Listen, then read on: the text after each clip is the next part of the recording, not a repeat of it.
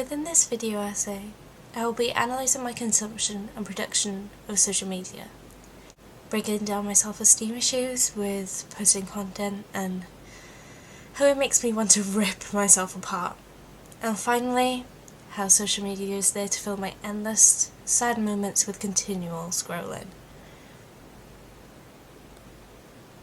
My social media consumption demonstrates my interests and how I truly feel. However, I hide this side of me with portraying a false sense of narrative to those who consume my social media profiles. Let's start with my consumption of social media, shall we? My primarily consumption of social media is used to access fan culture networks, with the top 3 of my fan cultures that I consume is K-pop and Sanrio, and then Winnie the Pooh content. I primarily follow Henry Jenkins' ideas of fan culture consumptions, however, I do not presume which Henry Jenkins expects fan culture consumers to do. This is due to how posting content makes me feel.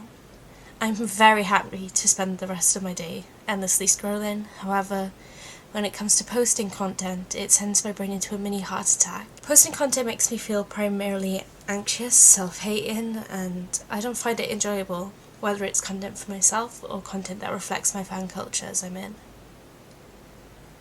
Like currently, with this video, it is making me very anxious as I know it's the content that I'm producing. But however, let's get back to the content. With this course, I have learnt that this is due to the way social media is programmed. Applications ensure that they pump out negative emotions to ensure that you, as the user, is constantly in a state of the subordinate position, creating a technological system that allows sadness to be tailored to you.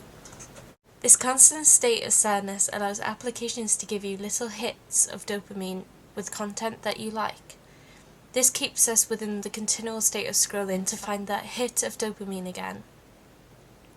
When I do post content, I use social media posting to create a fixed narrative of myself, through posts portraying to everyone the idealized version of myself through each post. However, to them it seems like this is my genuine self. This false sense of narrative follows the need for ideal visual media with the usage of filters. This is to make myself feel better and follow the aesthetic I want to portray to those who consume my media. The narrative within my media that I portray is colourful, happy, and spontaneous. However, as we both know, this is not the case. Within this video essay, I wanted to challenge myself with producing content that I originally normally feel uncomfortable with.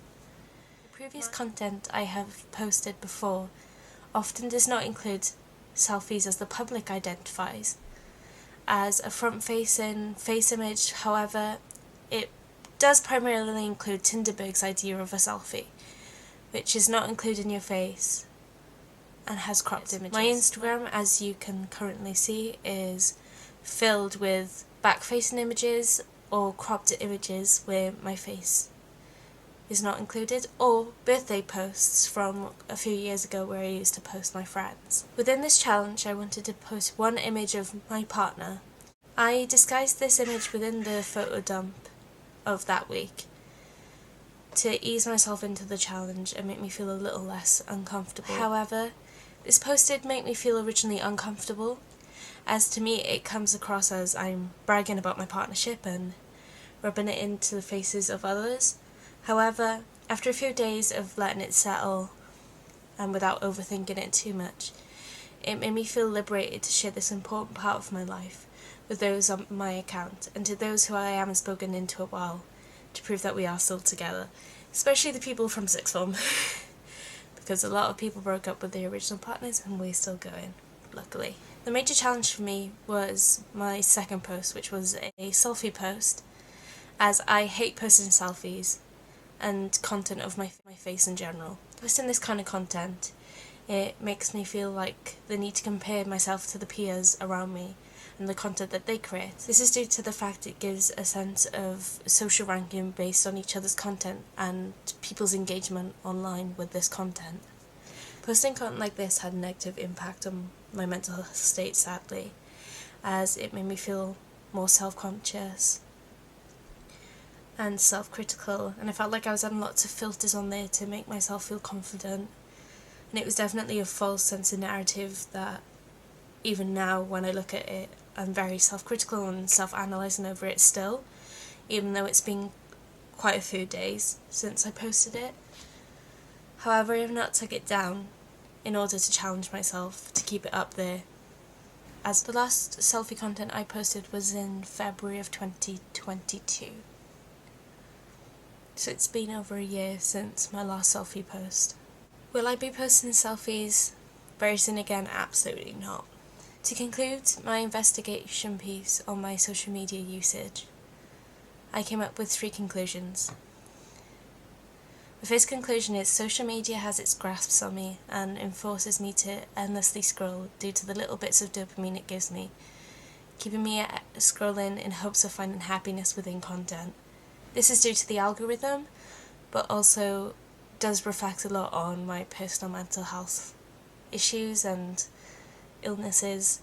My second conclusion is that selfies of the face have more of a negative impact on my mental state than empowering, which is quite sad really, and I find it liberating to have images where it's cropped or not focused on my features of the face, or it's disguised as a candid post. The third and final conclusion is that I'm happy to just keep consuming and not become a major prosumer within both my fan cultures and also onto my private Instagram in itself. I'm happy to just consume content and then every now and then, every 2 months, drop an Instagram post just to tell everyone I'm still alive. But other than that, I'm happy to just keep consuming and find the endless little amounts of dopamine that there is out there. But yeah, thank you for watching, and now I'm going to have a panic attack and edit this. So yeah, thank you.